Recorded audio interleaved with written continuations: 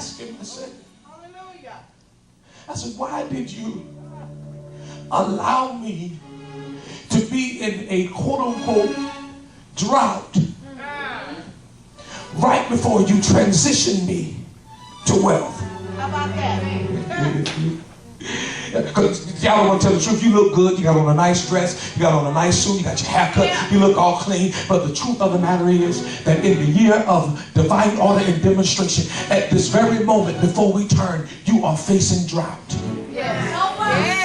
I already know you are in a situation where there doesn't seem like it's enough and you're just floating along, making a way and praying, Yahweh, please let the breakthrough come today. Yahweh, please let my breakthrough come today. Yahweh, please let my breakthrough come today. You've been proclaiming day by day, Yahweh, let today be the day my breakthrough comes.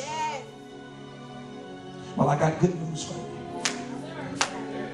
I said, why did you let me look like everything was about to dry up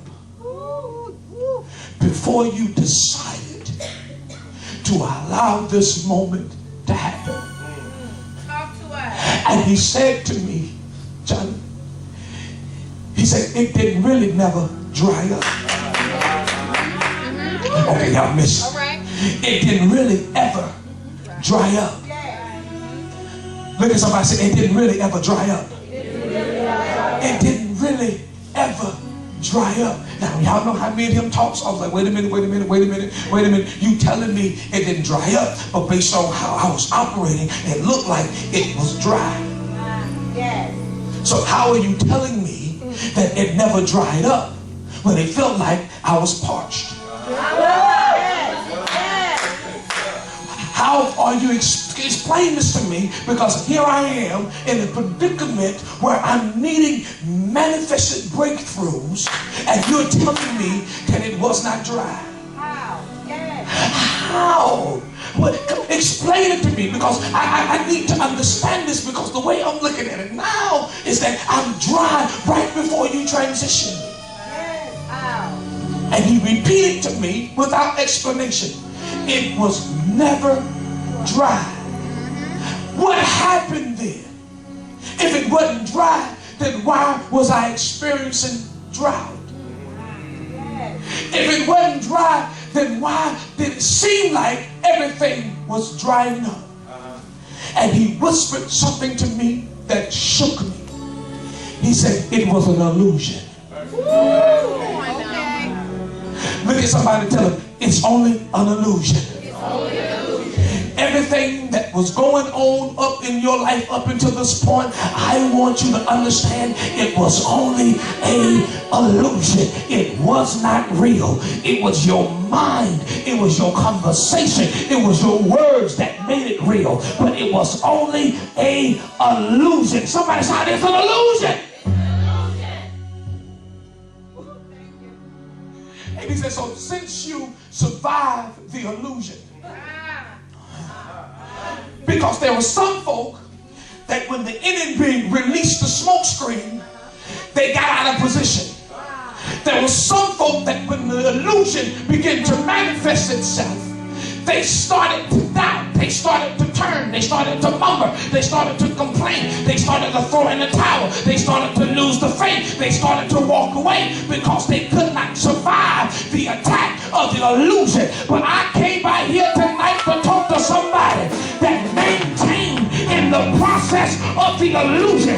Yahweh said, I'm going to honor your perseverance. I'm going to honor your diligence, because even while the smoke screen was up, even while the illusion was up, you still kept the faith.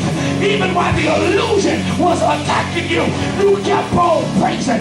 You kept on worshiping. Bill was due, but you danced anyhow. Oh, y'all ain't hear me.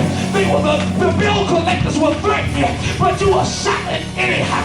You was going through trying to figure out how the rent was going to manifest, how the mortgage was going to be paid, but you shouted anyhow, because you realized that the Yahweh was in control and everything before you was just an illusion.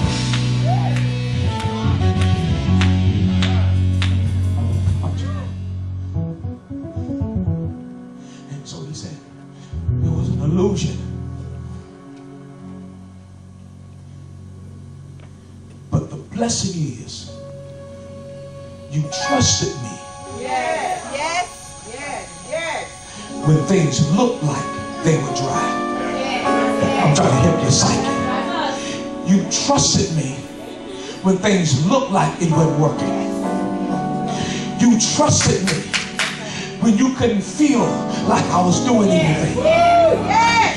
You still prayed to me when everything was falling apart, so it looked like. When things were falling apart, you still showed up to worship on time.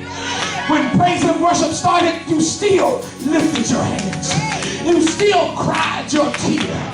Even though everything around you was being attacked by an illusion, you kept on trusting me. You kept on believing me. You kept on quoting my word. You kept on holding up my precepts. You kept living holy, kept living righteous, kept being obedient. Even though it looked like I wasn't doing nothing, you did what you were supposed to.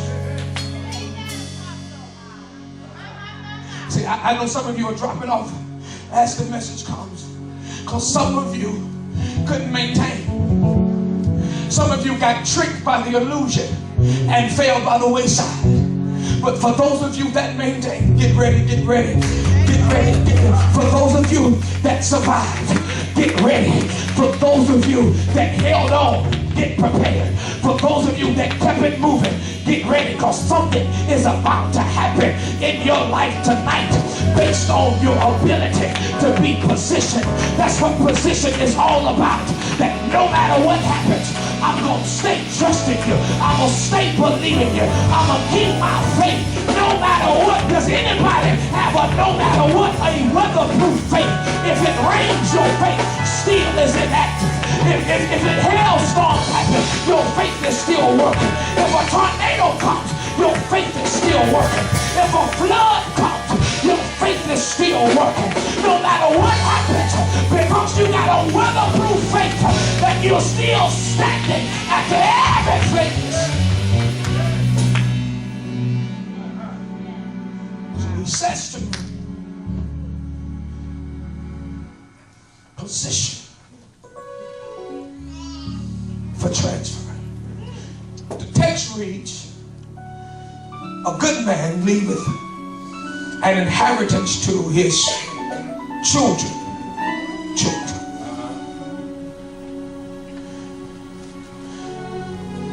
It's sad because you didn't get the benefit That's right. of having an inheritance. You're right. That's right. You were born into debt. Yeah, that's right. Listen to that. Listen to that. You were born into bills. Yes. You were born into struggle. Watch this. And because you was born in it, you were reared in it. Right. Your atmosphere that you grew up in was poverty. So in the process of growing up, you created a poverty mentality. And now that you're here tonight, after maturing and growing old, the mentality in which was transferred to you has affected you in such a way that you are not where you were promised to be. It saddens me because, listen, you can say what you want to say, but there are other folk who are born and don't have to suffer the things you suffer. And it upsets me because now that the black church is moving towards prosperity, it's a problem. Why is it a problem for the African American community church to finally walk in the inheritance that they've been promised since Adam was born? Okay, I'm talking. But everybody else can be born into wealth.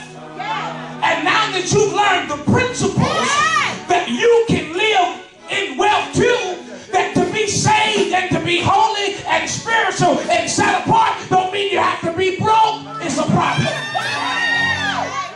Listen, it's not my fault that when my mother had me, she was poor. But it is my rest of my life poor, knowing I have a creator that owns everything in the earth realm.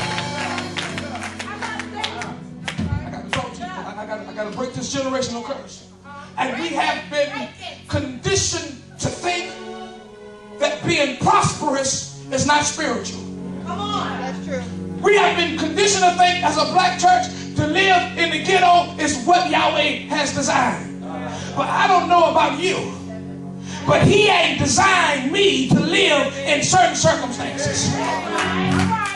I had to endure it because I was born into it. But now I'm conditioning my future to have a whole different look, because I don't have to continue to live in what I was born in. Okay, I just broke a curse right there. You don't have to continue to live in what you was born in. Just because you was born in it don't mean you gotta maintain.